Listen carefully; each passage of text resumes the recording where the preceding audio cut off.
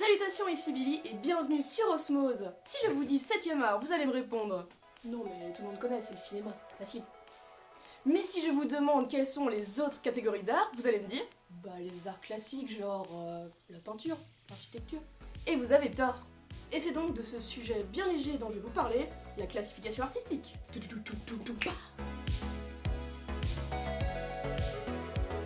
La première question qu'on peut se poser c'est qui c'est qui a fait la classification artistique? Et le très cher monsieur qui a inventé ça est Étienne Souriau. Je suis sûre que ce nom vous dit pas grand chose, mais c'est un philosophe spécialisé dans l'esthétisme, logique. C'est donc lui qui a mis en place cette classification artistique dans Correspondance des arts, éléments d'esthétique comparés, en 1969, où il a classé l'art en 7 grands thèmes, le 7 étant un chiffre sacré, un peu mystique, qui fait référence au dieu, au divin. Et ces classes sont donc liées au sensible, mais pas au sensible comme le toucher, l'ouïe ou l'odorat, mais le sensible plus lié au qualia, c'est-à-dire au sens, à la perception ou même à l'interprétation personnelle. C'est pour ça que par exemple si on voit la couleur rouge, on va être plus dans la colère, dans la rage, ou parfois même dans l'amour. Ou si on écoute une musique, grâce à la prononciation de la voix, grâce au tempo de la musique, on pourra être plus ou moins mélancolique ou complètement joyeux. Mais du coup, quelles sont ces 7 grandes classes? Je vais vous le dire. Il y a d'abord l'architecture, la sculpture, les arts visuels, la musique, la littérature, les arts de la scène, et évidemment le 7ème art, le cinéma. Mais ce n'est pas tout. Comme je vous l'ai dit, cette classification mise en place par Étienne Souriau a été faite il y a 50 ans. Et du coup, en 50 ans, l'art a eu le temps d'évoluer, de s'agrandir. Et on verra tout à l'heure qu'il y a 3 autres catégories d'art qui sont apparues. Mais tout d'abord, un petit peu d'histoire.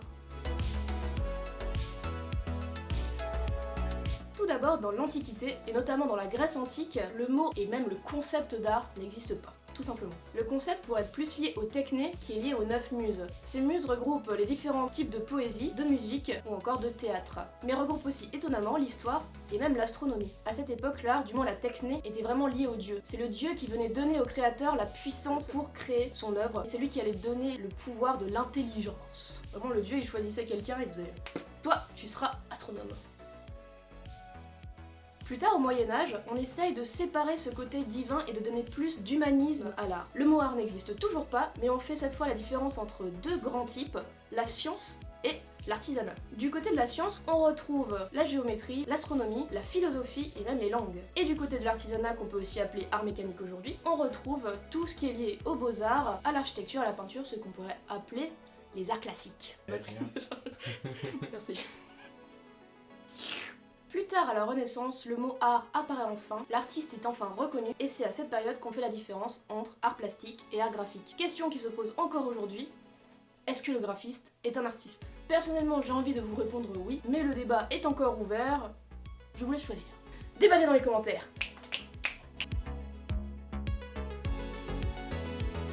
Depuis que le mot art existe, les philosophes se mènent la guéguerre pour savoir qui va enfin mettre en place la classification que tout le monde va connaître. Kant, par exemple, met en place 3 grands thèmes dans l'art qui sont assez compliqués pour le grand public, puisqu'il désigne l'art en 3 catégories, l'expression des idées, les arts de la parole et l'art du beau. Classification assez compliquée puisqu'il met la nature en tant que créateur. Il compare donc les créations de la nature, de l'homme et du mélange des deux. Hegel, quant à lui, classe 5 grands thèmes dans sa classification, basés sur 2 critères, la matérialité et l'expressivité. Cette classification regroupe en soi les arts dits classiques, c'est-à-dire l'architecture, la peinture, la poésie, la musique et la sculpture. C'est aussi l'un des premiers philosophes qui conçoit qu'il pourrait y avoir d'autres formes d'art, mais qui sont trop occasionnelles à son goût, comme le jardinage ou la cuisine.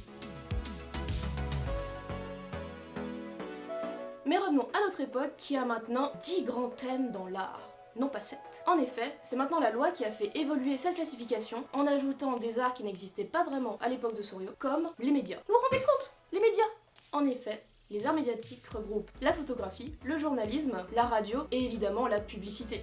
Tout d'abord pensé pour divertir et faire réfléchir le spectateur, c'est maintenant un moyen de communication, de faire passer un message plus ou moins vrai et de pousser à la consommation. Le 9ème art, quant à lui, est la bande dessinée, quelque chose très cher à mon cœur. La bande dessinée, qui aurait dû être le 8ème art, s'est fait voler la place par notre très cher média, vu à cette époque comme un art mineur, regroupant littérature et art graphique, mais dès que le marché de la bande dessinée a un peu monté, on a dit ok, c'est bon, c'est de l'art, parce que ça rapporte du bif.